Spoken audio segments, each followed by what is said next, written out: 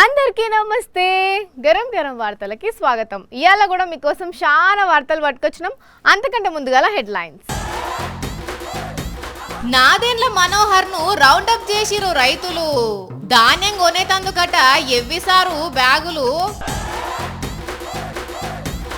చలివేంద్రంలా కుండనెత్తుకపోయిండు auto driver.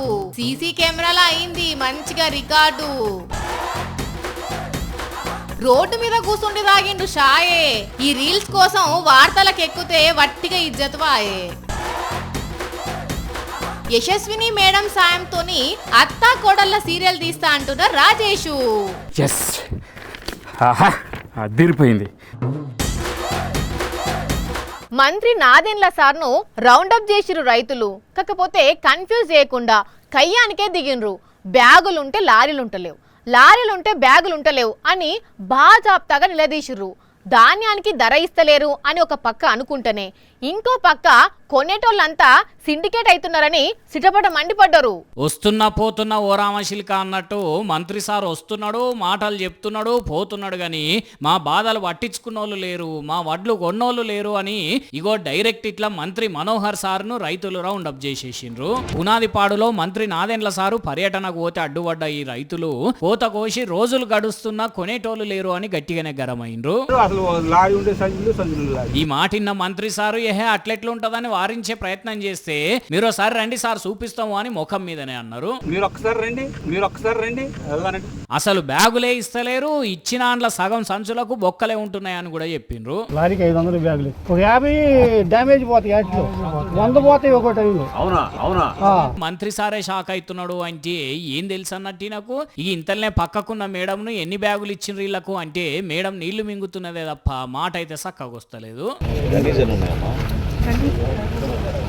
ఇగో ఇట్లున్నది కూటమి సర్కార్ల ధాన్యం కొనుగోలు. సర్కారేమో మేమే కొంటున్నది అని చెప్తున్నది, అక్కడనేమో మిల్లర్లన్నీ కుమ్మక్కై దోసుకుంటున్నారట.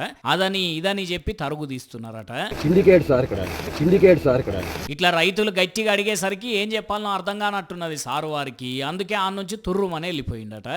బంగారు దొంగలను చూసినాం, వెండి దొంగలను చూసినాం, వజ్రం దొంగలను చూసినాం, పైసల దొంగలను చూసినాం, పెయ్యికేసుకునే బట్టల దొంగలను చూసినాం, చైన్ స్నాచర్లను చూసినాం, ఆఖరికి మొన్నటికి మొన్న కూరగాయల దొంగలను చూసినాం, నిన్నటికి నిన్న అపార్ట్మెంట్ల బస్తడి చెప్పులు ఎత్తుకుపోయిన దొంగలను కూడా చూసినాం కదా. కానీ వీళ్ళందరికీ మించిన ఒక చీఫ్ అంటే చీఫ్ దొంగను చూడబోతున్నాం. ఏం చేసిండు అంటారా? ఇక నేను చెప్పను, మీరే చూడుండ్రి. రైట్. పాపం అన్నకు దూపైతున్నట్టున్నది. ఆటో ఆపిపోయి చలివేంద్రంలా చల్లటి మంచినీళ్లను 2-3 గిలాసలు తాగిండు. చిన్నగా బయటకు వచ్చిండు. అబ్బో కడుపు టైట్ అయ్యేసరికి పాయింట్ కూడా సర్దుకుంటున్నాడు. చిన్నగా ఆటో ఎక్కిండు. మళ్ళా వెనక రివర్స్ తీసిండు. అరే మళ్ళా ఆపిండు. ఏందే అన్నా ఇంకిని నీళ్ళు అవుతావా? సరే ఎండాకాలం ఎందుకైనా మంచిది, తాగులే తాగు.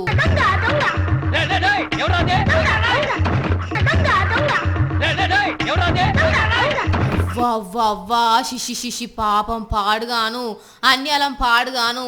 ఎక్కడనున్నదో అనుల్లా గింతటి ఘోరం చూసిండ్రా అనుల్లా. మోతవారి ఆటో డ్రైవర్ ఏం చేసిండో, కడుపు నిండా మంచినీళ్ళు తాగిండు, చలివేంద్రంలో కుండనెత్తుకపోయిండు. అగ చూడుండ్రి, ఆటోలో కుండను పెట్టేటప్పుడు ఎట్లా దొంగ సూపులు చూసిండో. మరి కుండల నీళ్లు రుచిగా అనిపించినాయో, బగ్గ సల్లగైనాయని కకుర్తి పడ్డాడో, లేకుంటే ఎవరు కుండలు కొంటరానికి ఇట్లా ఆలోచన చేసిండో తెలియదు కానీ దూపతోనొచ్చే జనాలకు నీళ్లు లేకుండా కుండనెత్తుకొని పోయిండు. వరంగల్ జిల్లా కిల్లా వరంగల్ మండలం నాయుడు పెట్రోల్ బంక్ జంక్షన్ దగ్గర ముచ్చటగిది. సుడబోతుంటే ఆ చుట్టుపక్కలనే ఆటో తోలుతున్నట్టున్నాడు. అందుకనే దొంగతనం చేసిండు. కానీ సీసీ కెమెరాకు దొరికి ఇజ్జత్ పోగొట్టుకున్నాడు. ఏసోంటి తీస్మార్కాన్ దొంగలున్నారో చూడుండ్రి వరంగల్ చుట్టుపక్కల. ఛీ నువ్వే మంచివిరా అయ్యా.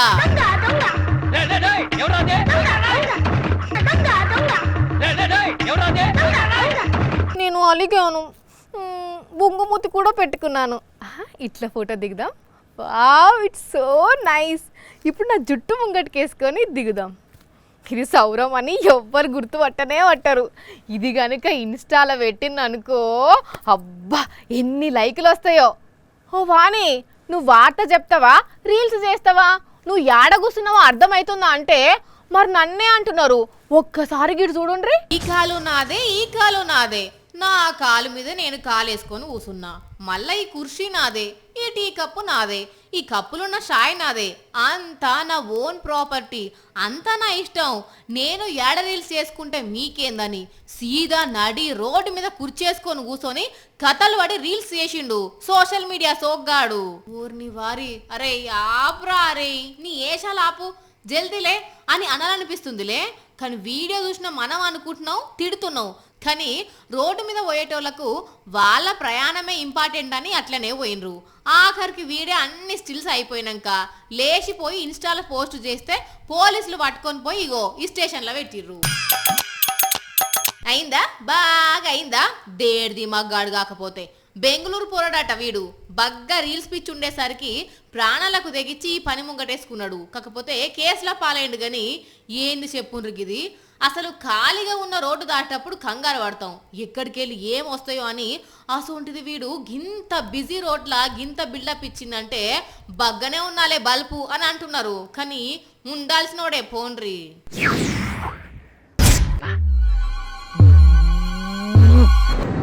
నుంచి ఇట్లానే తీసుకొచ్చి కెమెరా తీసుకొచ్చి వెనక నుంచి పెట్టి ముందుకి జూమ్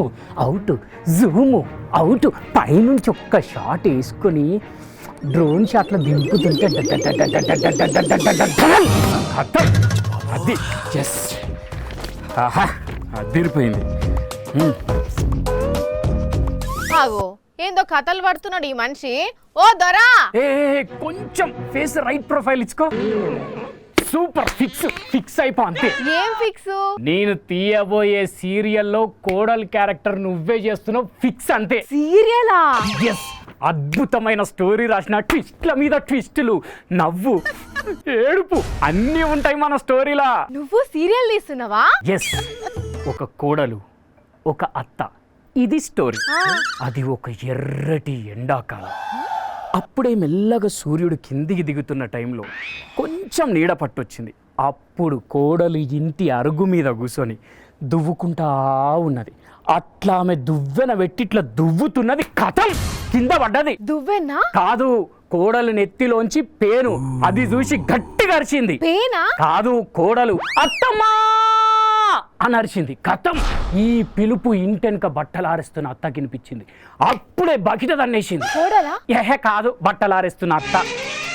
బకిట దన్నిన అత్త అక్కడి నుంచి పరిగెత్తుకుంటా వస్తున్నది.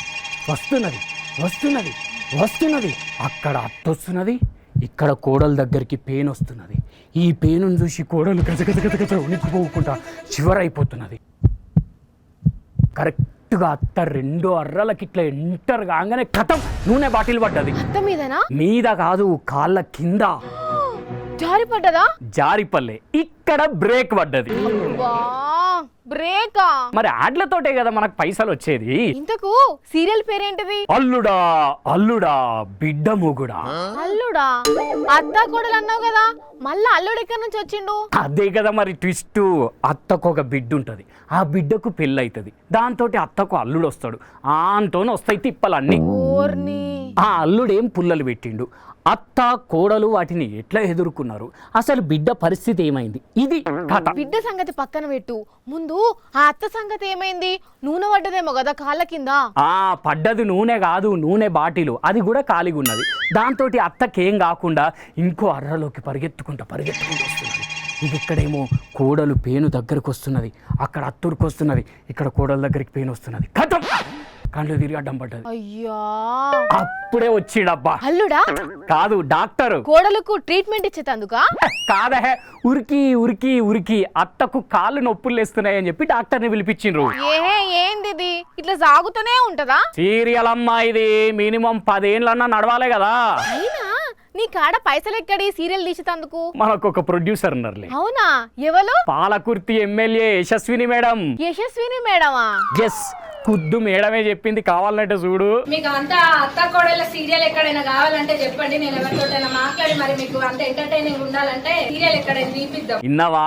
ఎవరికన్నా చెప్పి సీరియల్ తీపిస్తా అని చెప్పింది మేడం. కాబట్టి పొయ్యి ఈ స్టోరీ చెప్పుడే, ప్రొడ్యూస్ చేయమనుడే, సీరియల్ తీసుడే. కథ నువ్వు అర్జెంటుగా సీరియల్ అన్నీ కొనుక్కొని పెట్టుకో. అట్లనే ఏడుసుడు బాగా ప్రాక్టీస్ చేయి. ఎందుకంటే మన ½ అన్ అవర్ సీరియల్ మినిమం అర్ధగంట ఏడవాలి. అటు చూసేటోళ్ళు, ఇటు చేసేటోళ్ళు. నీ తలకాయ అసలు మేడం ఆ మాట ఎందుకన్నా తెలుసా? ఎందుకన్నది? యశస్విని మేడం వాళ్ళత్త ఝాన్సీ రెడ్డి మేడం కలిసి ఉండు చూసి కొందరు నాయకులు వేరే పాటోళ్ళు అత్త కోడళ్ళిద్దరే రాజ్యమేలుతుర్రని ఏవేవో కామెంట్లు చేస్తుర్రని అత్త కోడలంటే మీకు అంత ఇదిగుందా అని కోపానికి వచ్చింది మేడం. అవునా? అంటే నిజంగా సీరియల్ ప్రొడ్యూస్ చేయదా? అన్ని సగం సగం విని ఉరుకులాటేడని పని ఏడ పొద్దు అని ముచ్చట్లన్నీ ముంగటేసుకుంటావు. ఛ!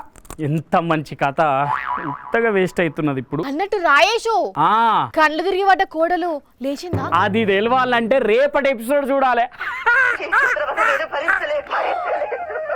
మనల్ని ఎవ్వలన్నా ఒక మాట అంటే పడతామా? అస్సలకే పడం కదా. ఒకటికి 10 మాటలు అంటావు అంతే కదా. ఒట్టొట్టికి ఎవరన్నా మాట అంటే మనం ఎందుకు పడాలి? మరి మాట అంటేనే పడనోళ్ళు ఓ దెబ్బ కొడితే పడతారా? అబ్బో అస్సలకే ఊకోరు. ఒకటికి 2 ఇచ్చి కొడతారు. కొట్టలేనోళ్ళు పంచాది పెడతారు. మరి కొడితేనే ఊకోనోళ్ళు తన్నితే ఎట్లు ఊకుంటారు? అస్సలకే ఊకోరు కదా. కానీ అదేందో గిడో కాడ విచిత్రంగా ఒక మనిషి ఎంత తన్నినా ఏమంటలేరుల్లా. ఇంకా తన్నవా ప్లీజ్ అన్నట్టే చూస్తున్నారు. మరి అదేం వింతుల్లా చూద్దాం పాండ్రి.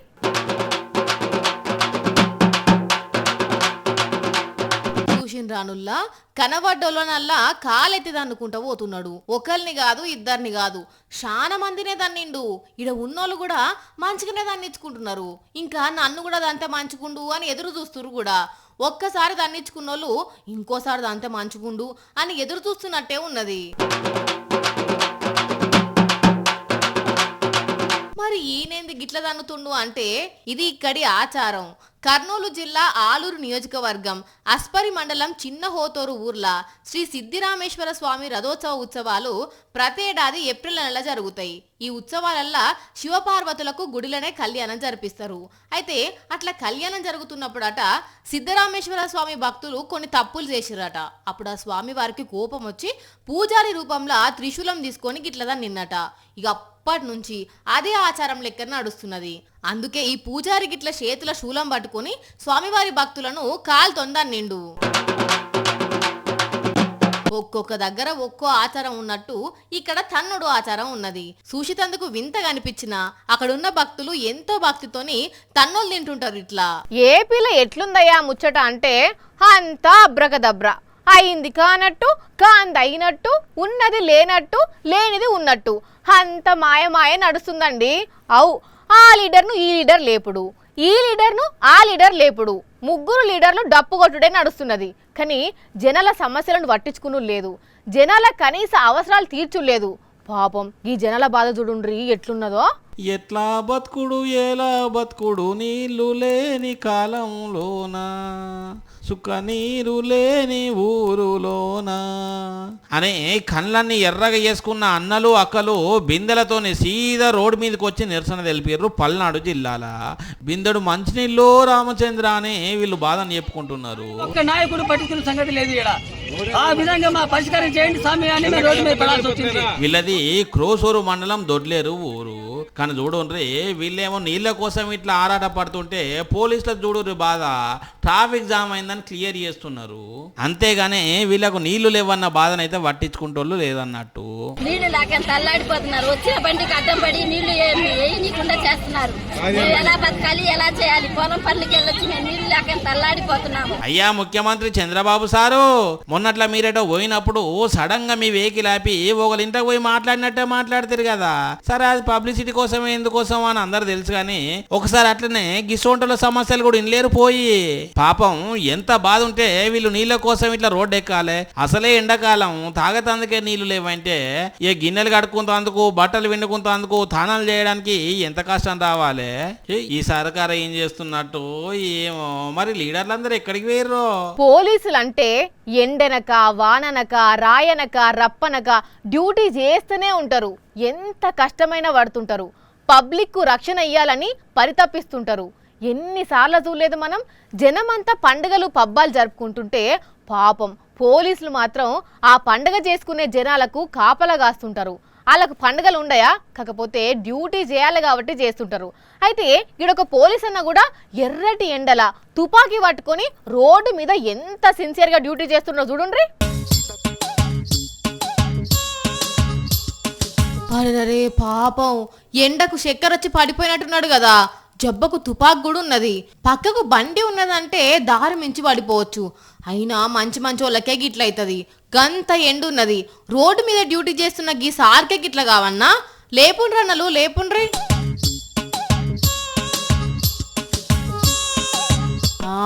ఆ కాలు ఇటు పడుతున్నది, ఈ కాలు అటు పడుతున్నది, ఎందుకో తేడా కొడుతుందబ్బా అనిపిస్తున్నది కదా. అదే మరి ఈ పోలీస్ చేస్తున్న డ్యూటీ మీరనుకున్న డ్యూటీ కాదుల్లా, తాగుడు డ్యూటీ చేసిండు. యూనిఫామ్ ఒంటి మీద ఉన్నది, తుపాకీ కూడా చేతులున్నది, అయినా కూడా ఇట్లా తాగి రోడ్డు మీద పడ్డాడు. చూసినోళ్ళు లేవడితే చక్కగా నడవస్తలేదు. ఎంత తాగిండో ఏమో, ఇజ్జత్ పోతుందన్న సోయి కూడా లేదు, కొలువులకెంచి తీసేస్తారన్న భయం కూడా లేదు. ఈ మోతేవాడిది ఉత్తరప్రదేశ్ రాష్ట్రం బిజ్నోర్. గీసోంటి పోలీసులు చేయబట్టి మంచిగా పనిచేసేటోళ్లకు మాటొచ్చే కథ అయింది. ఛీ, చూసిరు కదా, ఇవి ఇవాల్టి గరం గరం వార్తలు. మళ్ళొచ్చే ఎపిసోడ్లో ఇంకిన్ని గరం గరం వార్తలతో కలుద్దాం. మన టైం అయితే గుర్తుకున్నది కదా, రాత్రి 8:30కు, మళ్ళీ పొద్దుగాల 8:30కు. మర్చిపోకుండా చూడుండ్రి. టాటా.